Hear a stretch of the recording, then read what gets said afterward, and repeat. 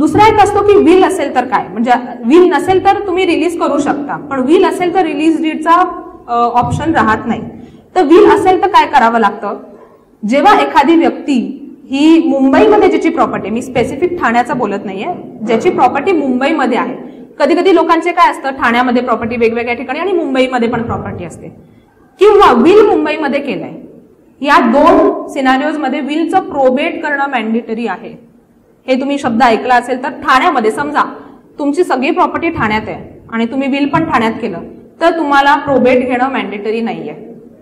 Under the law तुमची property मुंबईमध्ये आहे, एनी ऑफ द प्रॉपर्टी, किंवा तुम्ही विल मुंबईत केलंय तर तुम्हाला मुंबई उच्च न्यायालयामधनं प्रोबेट घेणं आवश्यक आहे, मॅन्डेटरी आहे.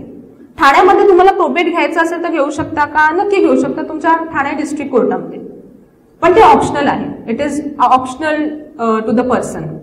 पण समजा मुंबईमध्ये, आता मी मुंबई उच्च न्यायालयामध्ये वकिली करते, तर आम्हाला कंपल्सरी तिथे प्रोबेट घ्यावं लागतं. प्रोबेट म्हणजे काय, एखाद्या माणसाने जे विल केले ते त्याचं शेवटचं विल आहे हे कोर्टामध्ये साबित करावं लागतं.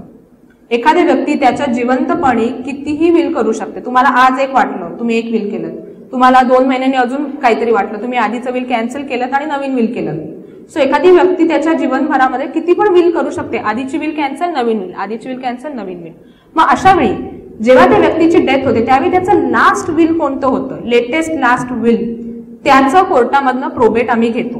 प्रोबेट म्हणजे काय, थोडक्यात आम्ही कोर्टात ते साबित करतो की हे खरं विल आहे, मेलेल्या व्यक्तीचं हे शेवटचं खरं विल आहे, ते कोर्टामध्ये साबित करून कोर्टाकडनं आम्ही सर्टिफाईड करून घेतो की दिस इज द ट्रू विल, आणि त्याला प्रोबेट म्हणतात.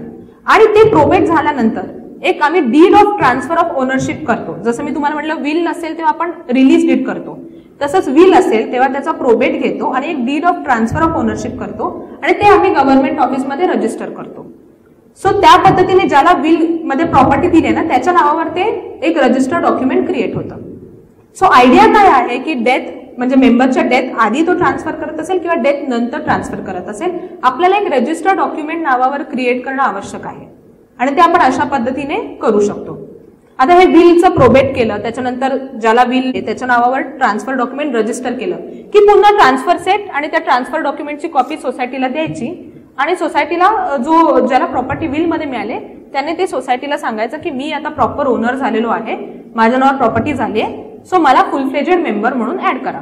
सो जेव्हा पण मेन ओनर अशा पद्धतीने पुढे येणार आणि आपले डॉक्युमेंट सबमिट करणार त्यावेळी जो नॉमिनी म्हणून प्रोव्हिजनल मेंबर जी व्यक्ती बसली आहे तिचे राईट्स संपुष्टात येणार.